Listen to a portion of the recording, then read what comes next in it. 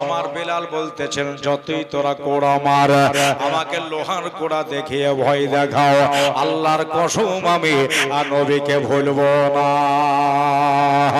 হযরত বেলাল দাঁড়িয়ে গেল, নাঙ্গা গা খোলা গা, এই শরীরে জামা নাই, শরীরে গেঞ্জি নাই, কিছুই নাই, আমার গেহু রঙের বানার বেলাল, সুবহানাল্লাহ, উচ্চ শ্যামা রঙের আমার বেলাল দেখতে ছিল। মেলা মৌলবীতে বলে যে মিচমিচা কালো ছিল, না না, আমার বেলাল বাদামি রঙের ছিল। বন্ধুরে আমার ভাইয়ারে, আদবদস্ত বুজুর্গ রে আমার, দুই সাইডে দুটা জাল্লাদ দাঁড়িয়ে গেল, লোহার কড় করে আপনার ওই কোড়া নিয়া বল বেলাল কালেমা ছাড়বে কিনা, যদি ছেড়ে দাও তোমার ভাগ্য ভালো, আর যদি না ছেড়ে দাও তাহলে তোমার মওত হয়ে যাবে।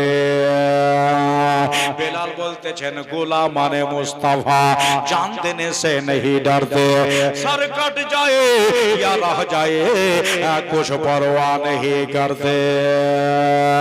কালেমা ছাড়বো না, কালেমা ছাড়বো না।